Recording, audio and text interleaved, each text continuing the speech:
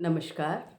अपने चैनल मंजू पुरनेंदु पे मैं आप सबका हार्दिक स्वागत करती हूँ।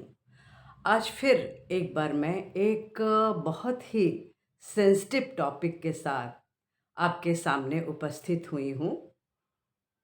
अ, बहुत सारे लोगों की मुझसे बातचीत होती रहती है और सभी लोग एक ही समस्या लेकर काफ़ी परेशान होते हैं कि मेरी बहू या मेरी बेटी प्रेगनेंसी नहीं चाहती है, क्योंकि उसके लिए उसकी उसका कैरियर ही उसकी फर्स्ट प्रायोरिटी है।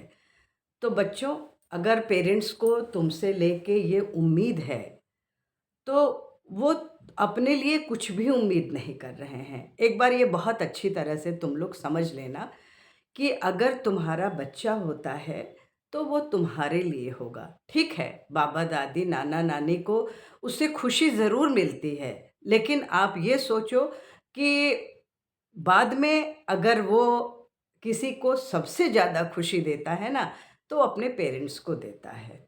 सबसे बड़ी चीज़ तो मैं ये बताना चाहूँगी कि बिना प्रेगनेंसी के, बिना बच्चा पैदा किए एक औरत पूरी तरह से अधूरी होती है।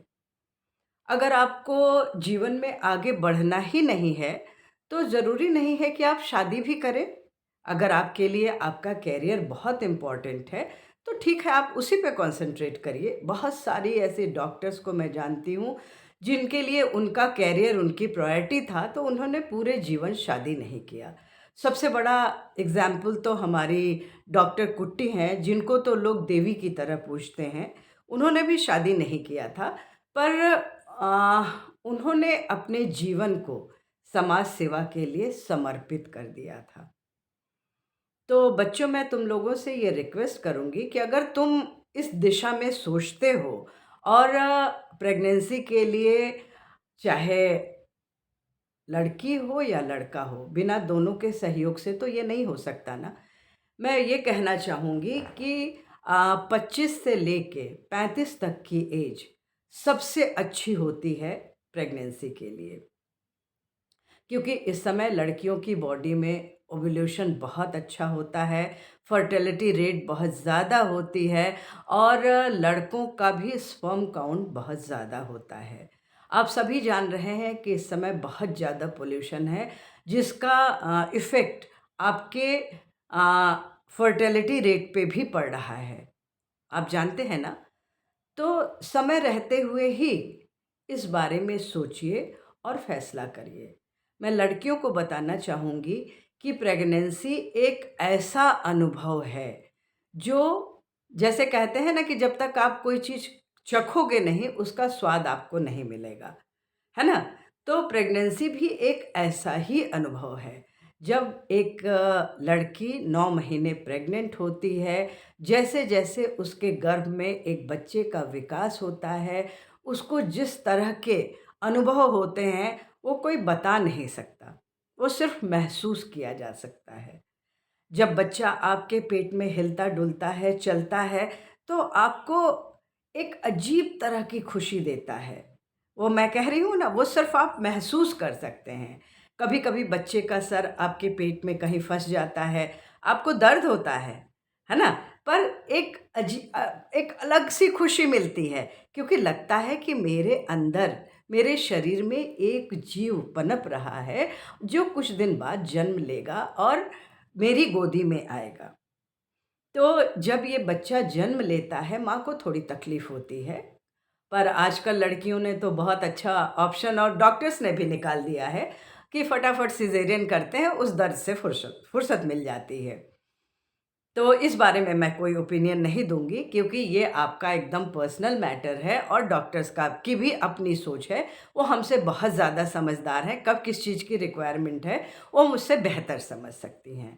फिर जब बच्चा जन्म लेके आपकी गोद में आता है ना, सचमुच बताऊँ, उसके सामने स्वर्ग के सारे सुख फीके पड़ जाते हैं।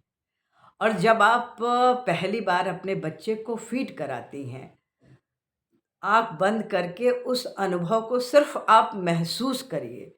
सचमुच आपको एक इस तरह की अनुभूति होती है कि इससे बड़ा सुख दुनिया में कोई हो ही नहीं सकता।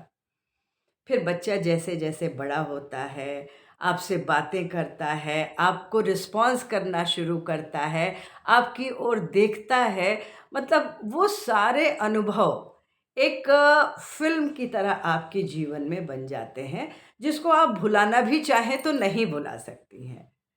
फिर यह है कि एक बहुत बड़ी रिस्पॉन्सिबिलिटी है इस बच्चे को इस दुनिया में लाना और एक अच्छा नागरिक बनाना। तो थोड़ा-सा आप बहुत सारी चीज़ों के लिए कॉम्प्रोमाइज़ करती हैं ना, थोड़ा-सा अपने करियर के लिए भी कॉम्प्रोमाइज़ करिए, फिर अपने फैमिली की हेल्प लीजिए। इसीलिए जॉइंट फैमिली बहुत अच्छी मानी जाती थी।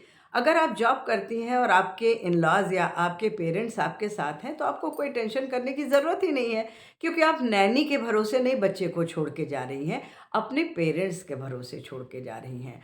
और ये तो आप पक्का समझ लीजिए कि वो आपसे ज़्यादा ही केयर करेंगे, कम नहीं। सिर्फ़ एक काम नहीं कर सकते, वो आपको आपका जो होता है, वो ब्रेस्ट फीड नहीं करा सकते। अदरवाइज़ सारी केयर वो आपसे कम नहीं करेंगे, क्योंकि उनसे भी उनका भी उस बच्चे से बहुत ज़्यादा इमोशनल जुड़ाव होता है।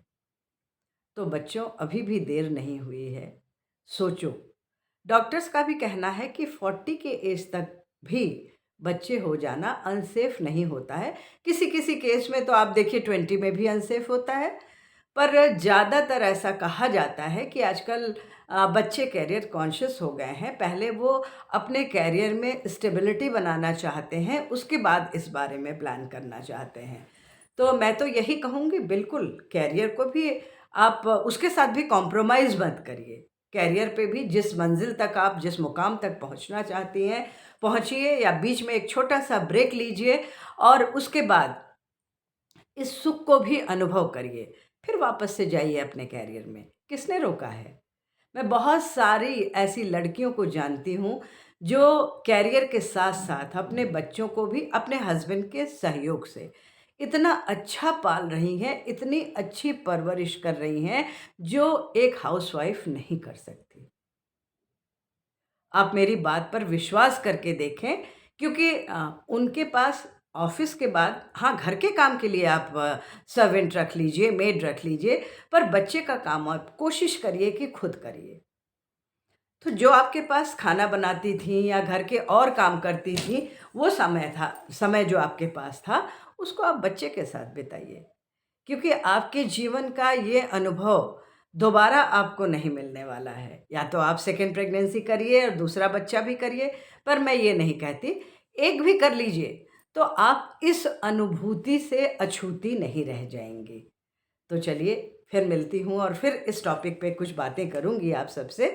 तो एक बार बच्चों, सोचना ज़रूर कि मैं सच कह रही हूँ या गलत कर रही हूँ, और अगर आप लोगों को मेरी बात में थोड़ी-सी भी सच्चाई नज़र आती है, तो एक बार आप खुद इस पे पूरी तरह से रिसर्च करना और उसके बाद इस बात पे अमल करना।